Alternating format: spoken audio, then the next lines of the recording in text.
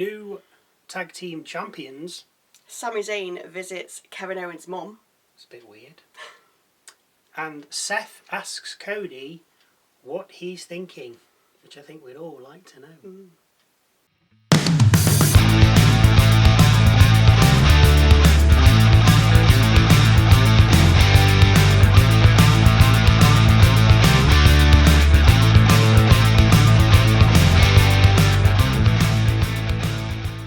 Hello, welcome to Wrestle MSX. I'm Michael. I'm Sally. Logan Paul kicks things off by telling us a story of how he got here today. Very interesting.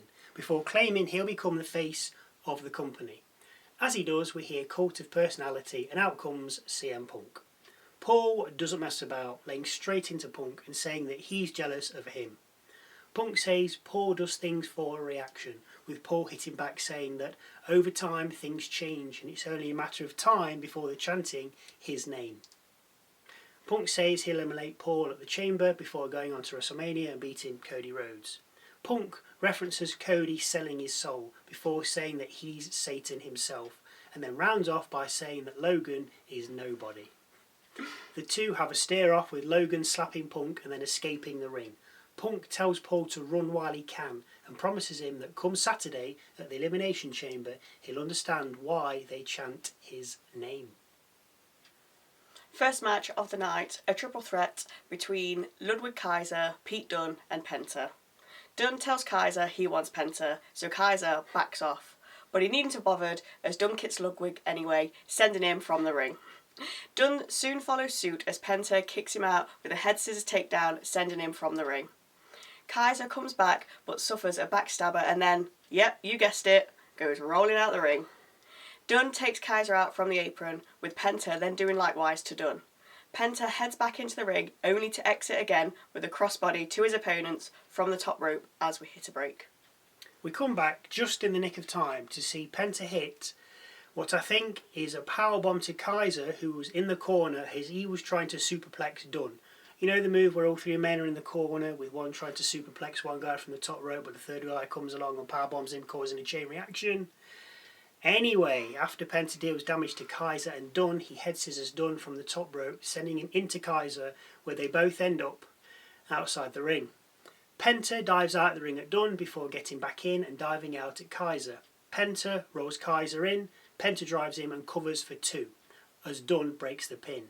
Dunne then manages the bitter end and covers, with Kaiser this time breaking the pin.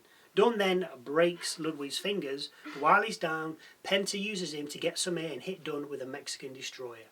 Penta then sacrifices Dunne and sets him up for the Penta driver, but as he does, Kaiser re-enters, throws Penta from the ring and performs a square hammer on a hapless Dunne. Ludwig then covers Pete and picks up the victory. Penta's first loss, but at least he wasn't covered. Jackie Redmond grabs a few words with Rhea Ripley next and asks her how she's preparing for a title defence with the Elimination Chamber looming. Pointless question, just ask her how she's preparing for RHO SKY next week. Anyway. Rhea says she'll have an eye on the Chamber, but her full focus is on RHO SKY for next week's title match. Rhea says she's beaten them all. Lynch, Flair, Morgan, and then Sky makes an appearance. Sky says she'll beat Rhea and go to WrestleMania as Women's World Champion. That's all she ever says. Give her more lines. Out next, The New Day, and they're taking on LWO's Cruz, Del Toro and Joaquin Wilde.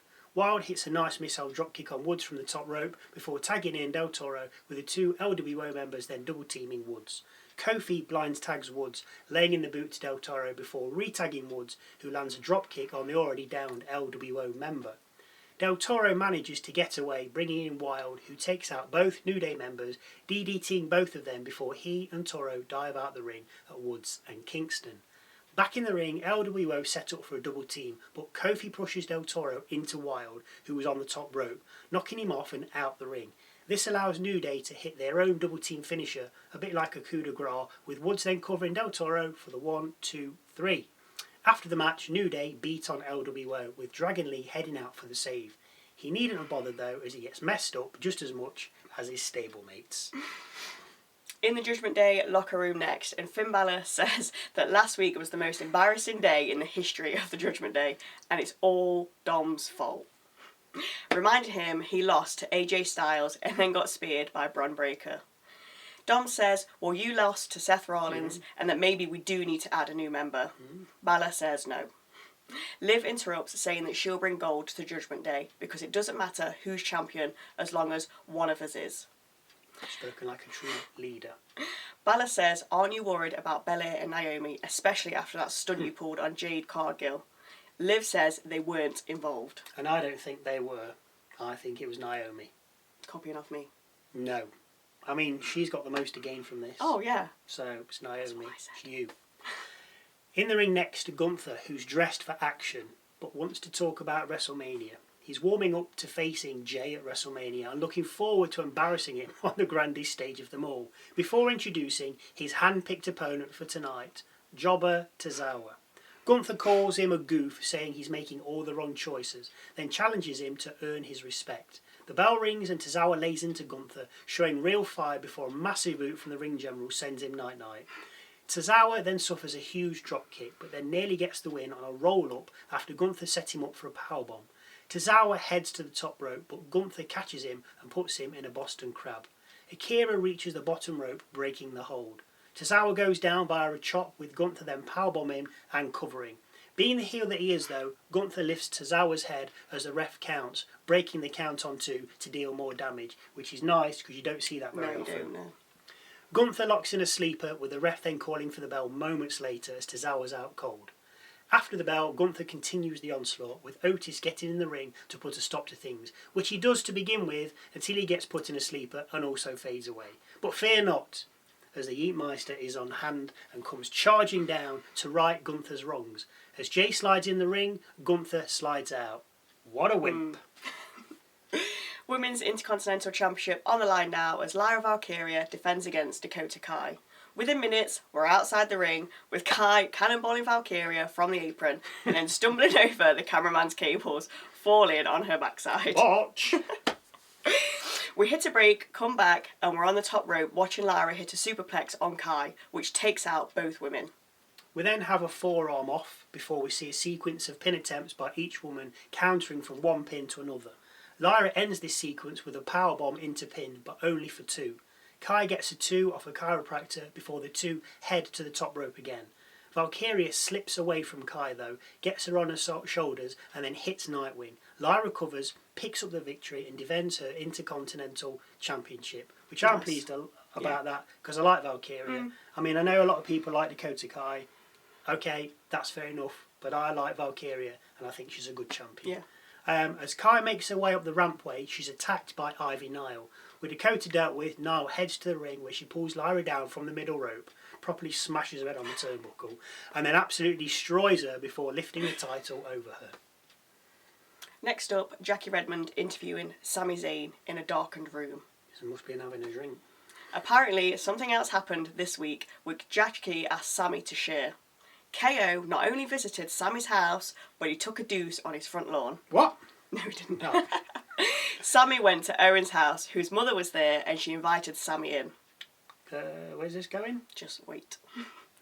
They got to talking, and when Sami got home that night, he was ashamed of himself. What? Because he hooked up with his best mate's mom?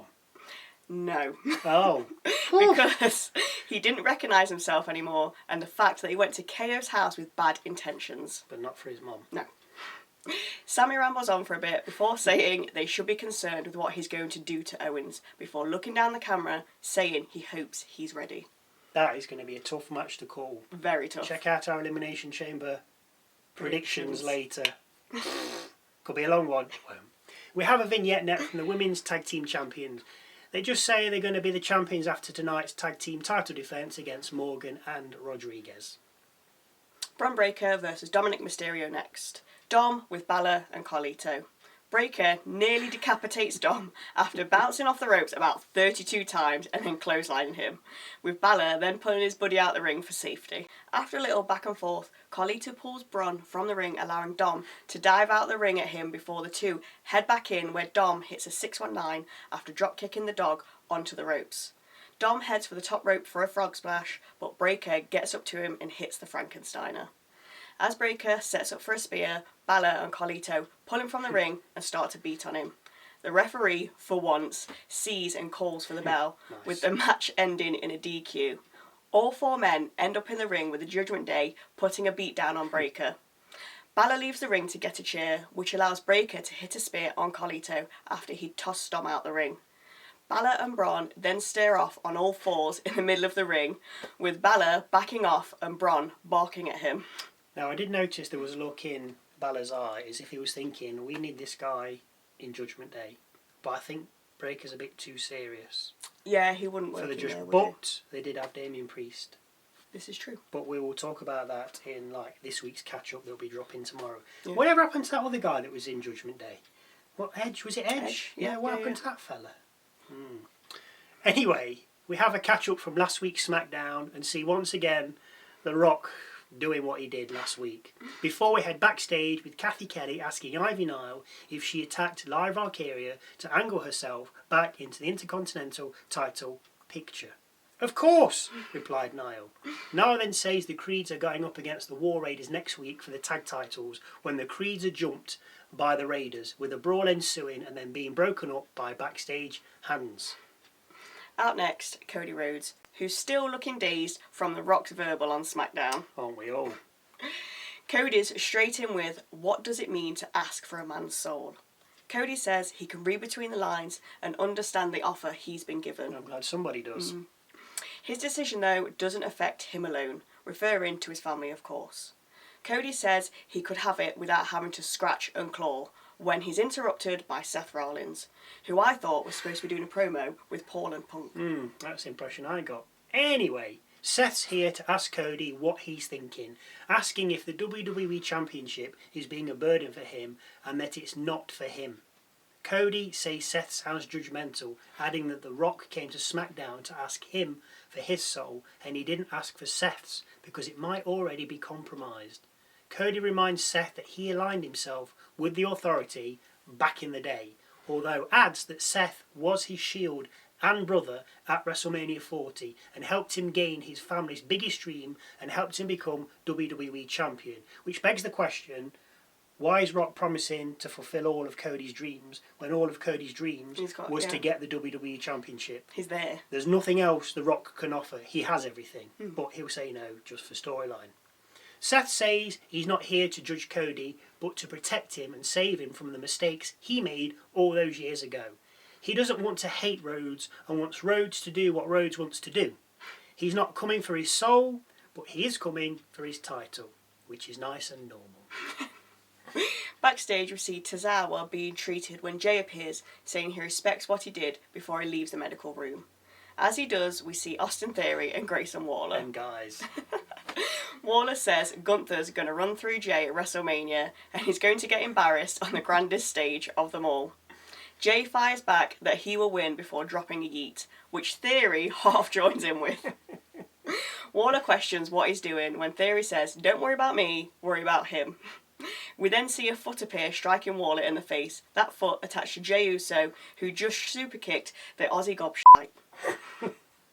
Last match of the night, Bianca Belair and Naomi defending their tag titles against Liv Morgan and Raquel Rodriguez. Before the bells even rang, the tag champs attacked the challengers, sending them out the ring with Rodriguez going over the timekeeper's barrier.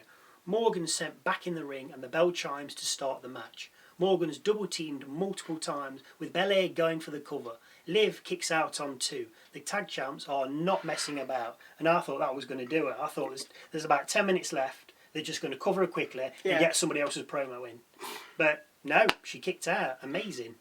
The challengers fight back though with Rodriguez pulling Belair from the ring before throwing her into the crowd barrier. We hit a break, come back and see Naomi trying to take down Rodriguez, which she does with an X Factor over the rope and then covers for 2. Belair comes back in with a 450 on Rodriguez, with Raquel kicking out on the follow-up pin on 2. Rodriguez foils a KOD attempt and then tags in Morgan, with the two of them coming together for Liv to hit her super code breaker. Belair kicks out on 2. Now you would have thought that move would have been a bit more devastating. You would. I mean, it's not called a super code breaker, but she's coming off the middle or the top rope, code breaking, it's like a bit and extra. Rodriguez is holding up. So that would but no, Belair kicked out. Of course she did. Morgan can't believe it, and neither can I, or you, or you. As Belair and Naomi set Morgan up for a double team. As they're about to pull it off though, Dom runs out, distracting the referee. This allows Rodriguez to enter the ring and get Morgan out of harm's way. With Liv saved, Rodriguez hits Naomi with a Tajina bomb before following her out the ring, as we then see Liv oblivion Naomi and cover her. Belair makes the save on 2.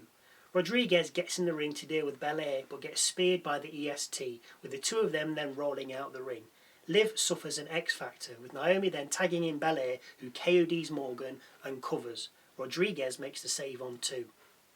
Naomi then takes care of Raquel as Belair tags the Glow Star back in and double team Liv once again. Naomi goes for the pin, but too close to the ropes as Dom hooks Liv's leg and puts it on the bottom rope, breaking the count on 2. Rodriguez then drops Belair into the announcer's desk, with Naomi going over the top rope to take out her partner's assailant. Naomi gets back in the ring and readies Morgan for a bubble bomb, but Morgan counters it into a victory roll, only getting a 2 count. Naomi rear views Liv, kicks Dom off the ropes as he was trying to intervene, and then sets her up for a split-legged moonsault. As she does though, Rodriguez grabs her leg and then slams her head into the ring post. The ref was dealing with Dom at this point as he'd fallen into the ring, so never saw this. As per usual. Naomi falls back into the ring, Morgan covers and gets the 3 count, and we have new women's tag team champions. Good. Great match. Loved it. As well. And I think they'll bring some fun to the titles. Yeah. I mean, yeah, Belair, Naomi, fantastic I champions. like them together. Very nice. Just a bit. But they were boring. Yeah. And if we're going to be honest, we're not blowing smoke up anybody's backside, and we want to be honest, heels are better as title holders. They just bring more fun. It brings more out of them. Yeah. Just better characters at it. Definitely. Any thoughts or views you'd like to share, then please feel free to leave them in the comments section below. Keep your eye out for all our upcoming videos. Thank you again for watching. And we'll see you Wednesday for a look at this past week in WWE, or Thursday for our predictions of the Elimination Chamber.